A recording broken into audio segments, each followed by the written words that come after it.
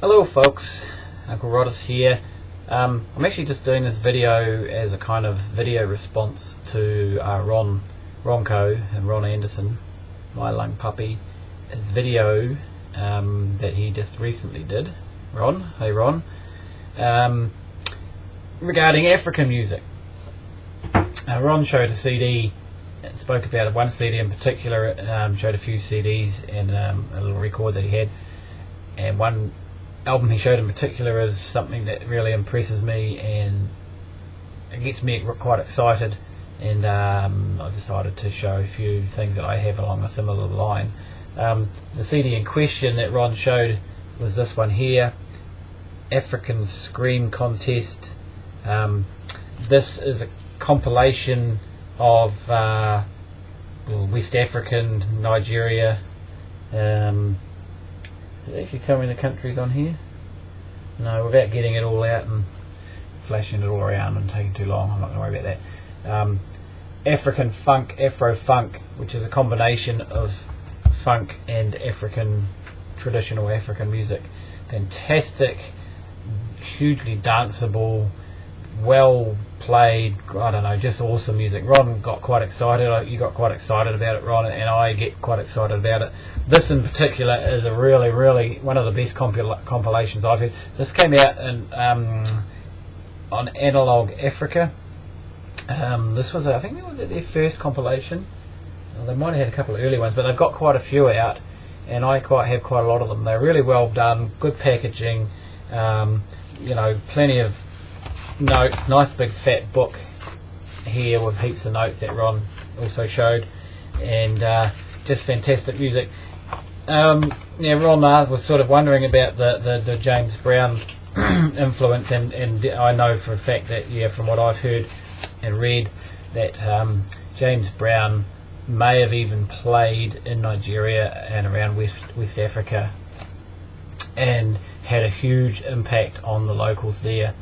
There was already a lot of music getting played before that, and I mean Afro funk, Afro beat, which was kind of coined by Fela Kuti in 1969 when he put out an album that he recorded in the States called the LA 69 Sessions or something, I think it was, which is a fantastic record.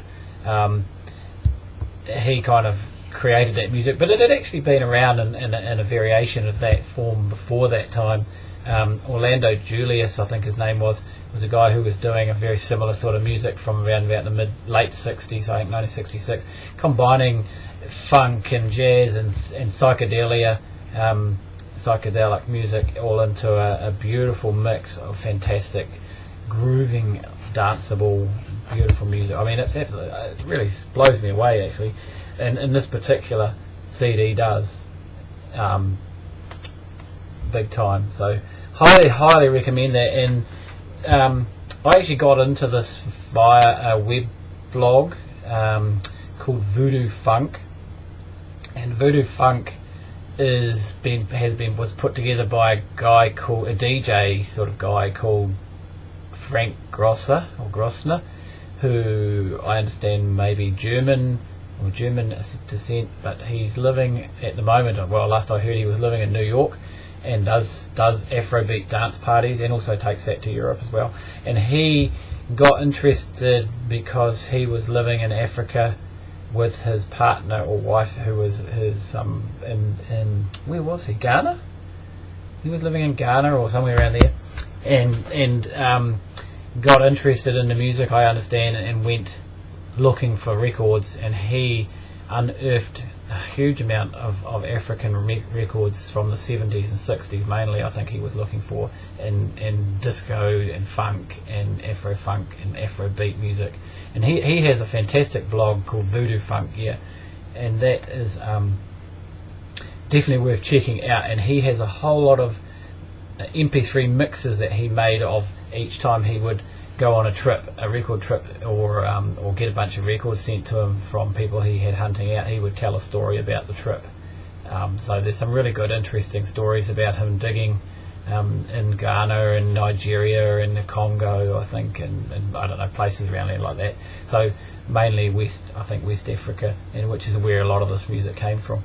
So I got interested by it from his blog, listening to this, and then I picked up on Fela Kuti, who I knew about and had never actually heard his music, but had heard of him, and then found some music on a blog, and that really blew me away as well. So he's definitely worth checking out. So I went pretty much nuts on this for a period of time and bought a whole heap of compilations, which I'm quickly going to go through. These are in no particular order of release, but this is another Analog Africa CD, Legends of Benin, Afro Funk, Kavacha, can't even say the next word, Afro Beat. This is okay, so that's number 5. That's number 3. African Funk, African Screen Contest is number 3. Now I'm not sure if that's the compilation numbers, because they did a lot of other releases. So here's number 8. This is Afrobeat Airways, and these cover different areas of Africa. This is West Africa, Ghana and Togo from 72 to 78. Doesn't tell me when that one covers. They're all well packaged. Angola soundtrack, so that's stuff from Angola, 1968 to 76. Angola 2 and Afrobeat Airways 2. Now I think at the time these were all of the ones. This was 2013. This is all of the ones that I knew of at the time. So yeah, so that was actually in pretty much the order they came out in. So when they say numbers, say 3, 5, 8, 9, there's also other releases, dedicated releases to actual artists who had their own releases in between. So Analog Africa were a blog and kind of turned into a bit of a record label, from what I understand. Or they had the record label and they made a blog. But that's how I came across them. And so those are probably the best African funk, African rock that you can get on compilations. But following closely in their footsteps, we have things from a label now. They're Soundway, and I think they're an English label, Nigeria Special. High Life Afro Sounds, Nigerian Blues, 70 to 76. So these are really, really good compilations as well. There's quite a few of them. I don't think I've got all of them. Psychedelic Rock, Nigeria Rock Special, 1970s. This is a particularly good one. Another Soundway. World Ends, Afro Rock and Psychedelia in the 1970s in Nigeria. A lot of these. Nigeria was a really hotbed for this sort of stuff. There's a Ghanan Special, again on Soundway. So they've got a lot of really good compilations out. Soundway. Kenya, they've got a Kenyan one here.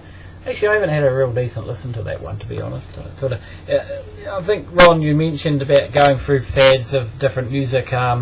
Yeah, I'm a bit the same. I mean, I bought heaps of these and I listen to them. I love them, and I still love them. But then I move on and do something else for a while, and then I'll revisit them one day and play them again and a few more times. And at the moment I'm on a really big jazz kick. I'm getting a lot of their Blue Note reissues and picking up ECM stuff, and also I'm on a real New Zealand music kick as well. So I'm doing a lot of focus on that which is putting me back in touch with what's going on in the New Zealand scene. But these compilations, they're just mind-blowing, really so good.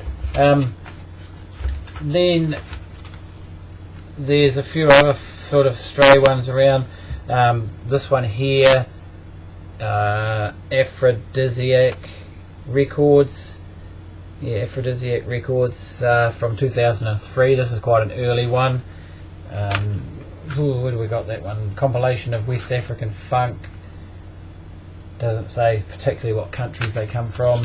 And then there's Strut Records. Strut Records is another label, and I think they might be out of England as well, actually, or Europe.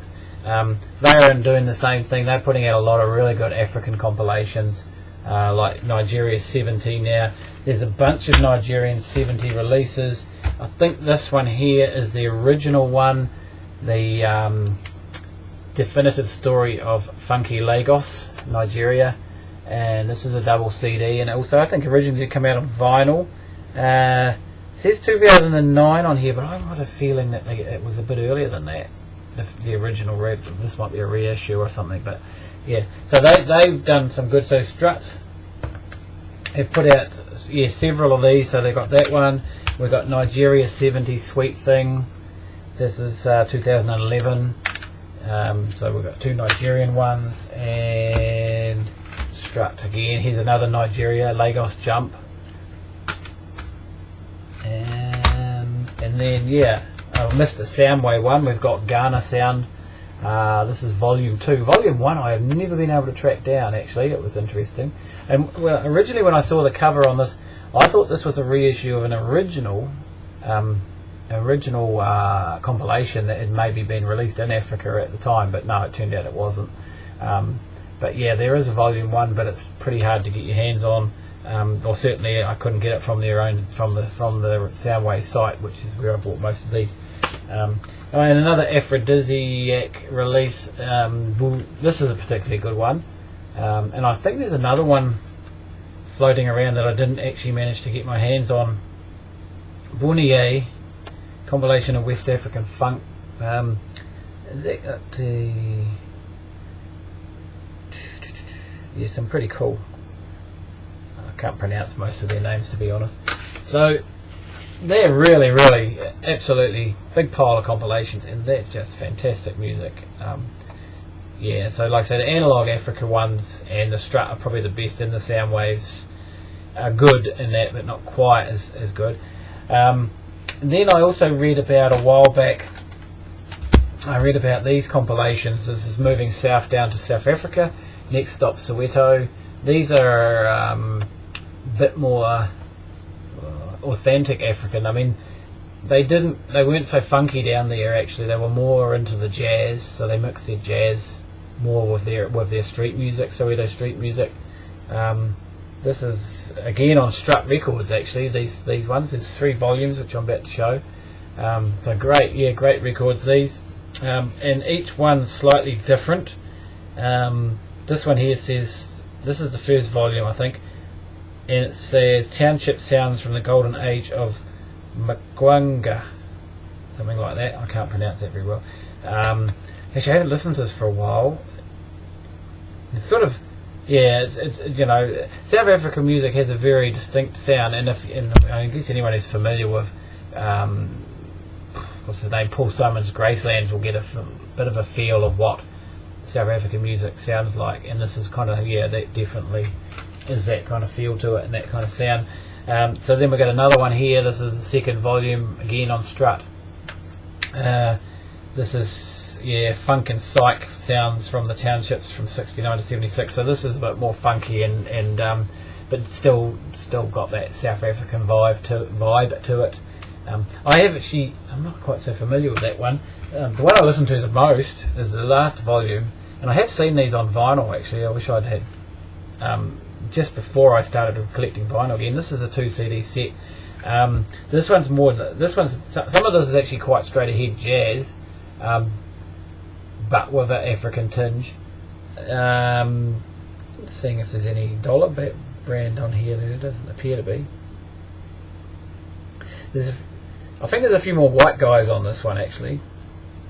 Chris McGregor sort of doesn't sound particularly African name. He might be a white fella. Anyway, but yeah, this is probably my favourite of the 3 compilations. This is definitely the more jazz influenced one. And the South Africans had a really good jazz scene, surprisingly so. Of course, it was pretty underground, especially for the black groups with apartheid and that. So it's quite amazing how much got recorded and that. But kind of really difficult to find original stuff of the original releases, so it's one of the very few ways you can actually get your hands on that stuff.